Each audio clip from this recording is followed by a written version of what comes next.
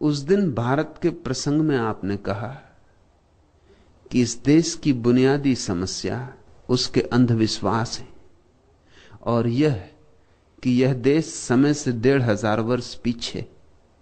क्या बताने की कृपा करेंगे कि विश्वास और अंधविश्वास की परख क्या है, और क्या आज के विश्वास कल अंधविश्वास नहीं हो जाएंगे?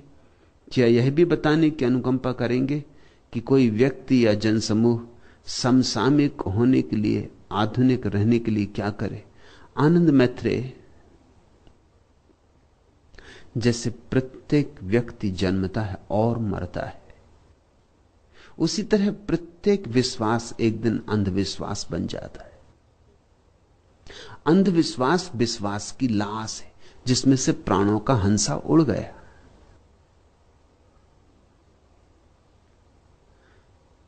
तुमने अपनी मां को कितना प्रेम किया था, फिर एक दिन मां चल बसी, अब उसकी लाश थोड़ी रखे बैठे रहोगे। लाश रखोगे तो जीना मुश्किल हो जाएगा, सारा घर बदबू से भर जाएगा। और ऐसी लाशें इकट्ठी करते गए, एक दिन पिता चल बसेंगे। ऐसी लाशें इकट्ठी करते गए तो घर में जीना असंभव हो जाएगा। मुर्दे इतने हो जाएंगे कि जिंदा रहेंगे कहां, जिंदा रहेंगे कैसे? इसलिए मां बड़ी प्यारी थी, लेकिन जब चल बसी तो फिर तुम देर नहीं करते अर्थी बांधने में, और तुम अगर देर करो भी तो मोहल्ले वाले जल्दी से बांधने लगते। आखिर उनको भी तो जीना है। तुम रोने धोने में लगे हो, मोहल्ले के लोग जल्दी से बांस लकड़ी इकट्ठा करने लगते, क्योंकि उनके घर जब कोई मरता तब तुम बांस लकड़ी इकट्ठा कर देते हो। ये पारस्परिक लेन देन। देर नहीं लगती, कोई मरा कि लाश उठी। पल पल घर में लाश रखना कठिन हो जाता। और ऐसा नहीं कि तुम्हें मां से प्रेम ना था, खूब था प्रेम, छाती पीट के रो रहे हो, मगर फिर भी रोते रहोगे और ले चले हंडिया लटकाकर। रोते रहोगे और चढ़ा दोगे जाकर अर्थी पर, रोते रहोगे और आग लगा दोगे। यह करना ही होगा।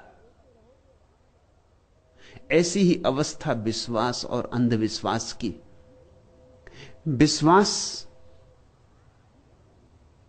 जीवंत जब होता है सत्य, और जब सत्य के भीतर से प्राण तो उड़ जाते, सिर्फ क्रियाकांड रह जाता, मगर तुम उसी क्रियाकांड को ढोते रहते हो, तब अंधविश्वास।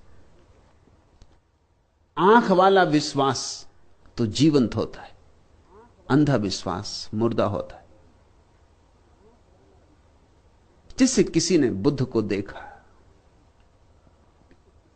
उस अपूर्व ज्योति को,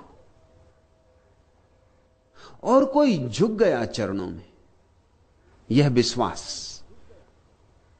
झुकने की न तो योजना बनाई थी, न झुकने का कोई इरादा लेकर आए थे, लेकिन झुक गए, झुक जाना पड़ा। ज्योति ऐसी थी, प्रभा ऐसी थी, रुक ना सके, पता ही ना चला कब झुक गए। यह तो एक जीवंत घटना है, और इसमें रस है, और इसमें गहरे अभिप्राय हैं, इसमें भाव की धड़कन है, इसमें सांस चल रही। जब कोई इस बुद्ध को देखकर, उन आंखों में झांककर, उन चरणों की महिमा में सिर रख दिया है, अपने अनुभव से, अपनी प्रतीति से, अपने साक्षात से, तब बात और है। फिर यह आदमी तो जा चुका, बुद्ध भी जा चुके, लेकिन इसके बच्चे बुद्ध की प्रतिमा के सामने झुकते हैं, क्योंकि बाप झुका था बुद्ध के सामने। फिर बच्चों के बच्चे भी झुकते रहेंगे, झुकते रहेंगे। हजारों वर्ष बीत जाते हैं, अब बुद्ध की प्रतिमा रखी है और लोग सिर झुका रहे हैं। भीतर झुकने का कोई भाव नहीं, हो भी क्या, पत्थर के सामने कोई झुकने का भाव होता है? न पत्थर में कोई महिमा है, न पत्थर में कोई प्राण है। वह तो बुद्ध की महिमा थी, वह तो बुद्ध का अवतरण था, जिसके सामने तुम्हारा कोई पुरखा झुका था। मगर तुम क्यों झुक रहे हो? तुम कहते हो कि हमारे बाप दादी झुकते रहे, हम भी झुकेंगे। तो झुकते रहो, मगर तुम्हारा झुकना अंधविश्वास है। अब समझने की बात यह है कि हर अंधविश्वास की शुरुआत में विश्वास होता है, नहीं तो पैदा ही कैसे होगा? कोई नानक की मस्ती से मस्त हो गया, सुना नानक का गीत, डोल गया, नाच गया मन, बहार छा गई, वसंत आ गया। उस वसंत में झुक जाना ही पड़ा। नानक जैसा फूल खिले और कोई झुके ना, अभागा है, अंधा है, पत्थर है उसके भीतर, हृदय नहीं, निष्प्राण है। नानक जैसा फूल खिले और तुम्हारी नासापुटों में श्वास सुगंध से ना भर जाए, यह संभव कैसे? यह संभव तभी हो सकता है जब तुम्हारे पास कोई संवेदनशीलता ही ना हो। अगर थोड़ी भी संवेदनशीलता है, थोड़ा भी मनुष्य तुम्हारे भीतर जागृत है, जीवित है, तो झुकोगे ही। लेकिन फिर सदियां बीत गई, अब नानक नहीं, नानक की मूर्ति भी नहीं, लेकिन कोई गुरु ग्रंथ के सामने झुक रहा है। मैं एक पंजाबी घर में मेहमान था। सुबह सुबह उठ के स्नान करने जा रहा था, तो बीच के कमरे से जिससे मुझे गुजरना पड़ा, वहां देख के मैं हैरान हुआ। गुरु ग्रंथ के लिए उन्होंने बड़ा एक सिंहासन बनाया हुआ था। नानक को हृदय के सिंहासन पर बिठाया था, वह तो समझ में आता है, मगर अब किताब को सिंहासन पर बिठा दिया है। वहां तक भी बात ठीक कि चलो तुम्हारा आदर है। चौंका मैं इसलिए कि उसी सिंहासन के पास एक लोटे में जल भरा रखा है, चांदी का लोटा, और दतौन भी रखी। मैंने पूछा कि ये क्या है, ये किस लिए रखी? तो उन्होंने कहा, गुरु ग्रंथ साहब के लिए दतौन। अब हद हो गई, तुमने नानक के लिए जाके लोटे में दतौन का पानी ले गए होते, चांदी का सोने का लोटा ले गए होते, समझ में आती बात। अब किताब के लिए दतौन रख रहे हो? तुम होश में हो कि तुम पागल हो गए हो?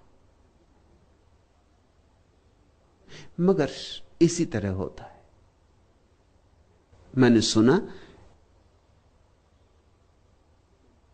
एक आदमी मरा, उसकी आदत थी कि भोजन के बाद रोज उठ के अपनी दांत साफ करता था एक लकड़ी के टुकड़े से। उसके बच्चे छोटे छोटे थे, बाप मर गया, मां पहले ही मर गई थी। बच्चों को कुछ और ज्यादा याद न था, लेकिन एक बात बराबर उन्हें याद थी कि आले में चौके के बाहर ही एक लकड़ी का टुकड़ा रखा रहता था, और पिता रोज भोजन के बाद उस टुकड़े साथ कुछ करता था। क्या करता था पता नहीं, लेकिन जरूर कोई बात राज की रही होगी। तो उन्होंने लकड़ी का टुकड़ा रखा। अब जब बाप की याद में रखना है तो साधन लकड़ी का टुकड़ा क्या रखना, उन्होंने चंदन की लकड़ी का टुकड़ा रखा। और जब रख ही रहे हैं तो छोटा मोटा क्या रखना,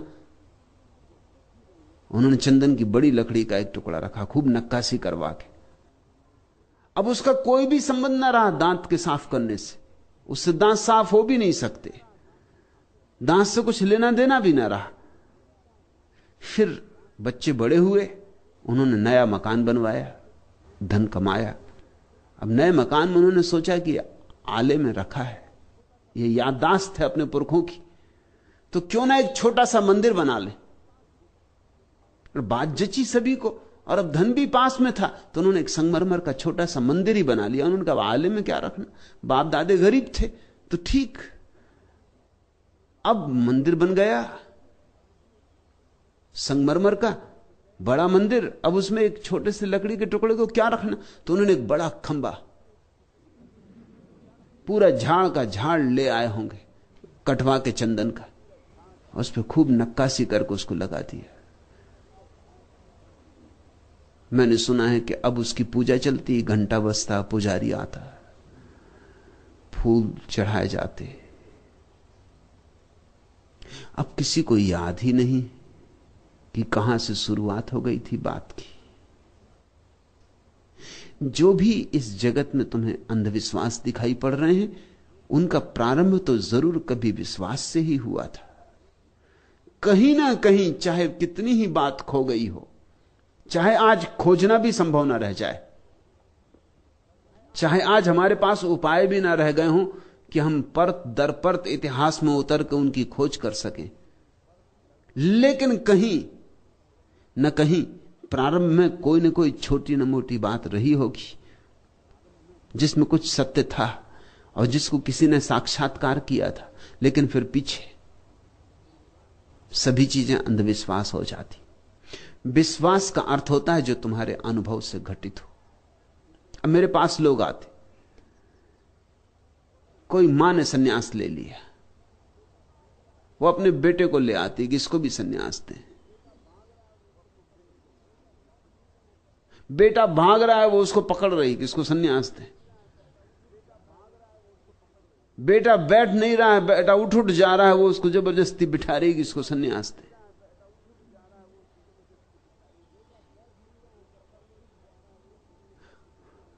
उसकी गर्दन पकड़ कर उसका सिर मेरे चरणों में लगा रही, वो इंकार किए जा रहा है, वो सिर अलग कर रहा है। अब ये कोई सन्यास होगा? अब इसको मैं मना करूं तो दुखी होती, इसको मैं कहूं कि नहीं तो दुखी होती। और मैं जानता हूं उसकी भी अड़चन, क्योंकि वो कहती है कि घर में बेटा माला मांगता है, ये कहता हम भी गेरुआ वस्त्र पहनेंगे, हम भी माला पहनेंगे। तो मेरी झंझट खड़ी कर रखी। मगर इस मां ने तो होशपूर्वक बोधपूर्वक सन्यास लिया है, इस बेटे पर जबरदस्ती थोपा जा रहा है। ये यहीं के यहीं विश्वास और अंधविश्वास दोनों हुए जा रहे हैं। ये कल मां विदा हो जाएगी और ये बेटा सन्यासी रह जाएगा। ये सन्यासी बिल्कुल थोथा होगा, इसका कोई मूल्य नहीं होगा, कोई अर्थ नहीं होगा। मगर इसको जिद रहेगी, अकड़ रहेगी कि हमारी मां सन्यासी थी, अब मां से कोई गद्दारी थोड़ी करेंगे, तो पहनेंगे कपड़ा। और अगर ज्यादा दिल हो जाएगा दूसरे कपड़े पहनने का, तो ऊपर ऊपर गेरुआ पहन लेंगे, भीतर भीतर जो अपने मौज के वो पहन लेंगे। भीतर मखमली और रेशमी कपड़े पहन लेंगे, ऊपर गेरुआ डाले रखेंगे। या दिन में गेरुआ पहन लिया करेंगे जब लोग देखें दाखें, और रात अपने घर में मौज से जो अपने को पहनना वह पहनेंगे। अब ये माला झूठी हो जाएगी। अब इस माला में से लकड़ी के दाने विदा हो जाएंगे, सोने चांदी के दाने आ जाएंगे। अब ये माला नए नए अर्थ लेने लगेगी, ये एक आभूषण हो जाएगी।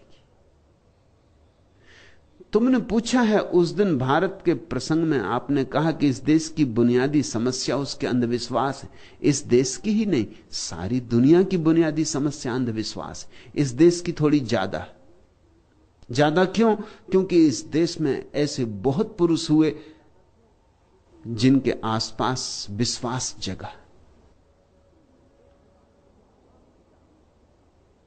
इसलिए इस देश के पास अंधविश्वास भी ज्यादा है। बुद्ध यहां हुए, महावीर यहां हुए, कृष्ण यहां हुए, अपूर्व पुरुष यहां हुए, सरहप्पा और गोरख और कबीर और नानक और दादू और रैदास और फरीद। एक जागते हुए दियों की परंपरा है। यह देश तो एक दिवाली मनाता रहा है, यहां दियों पे दिए जलते चले गए। जहां इतने दिए जले वहां स्वभाव तो बहुत से बुझे दियों की पूजा भी होगी। दिए जब जलेंगे तो एक दिन बुझेंगे, और इतनी हिम्मत हम नहीं जुटा पाते कि जब दिया बुझ जाए तो उसका निर्वाण कर दें, उसको चले जाएं और सागर में बहा दें, नमस्कार कर लें। इतनी हिम्मत हम नहीं जुटा पाते, कोई भी नहीं जुटा पाता। मोह लग जाते, आसक्तियां बंध जाती, भय भी पकड़ जाते।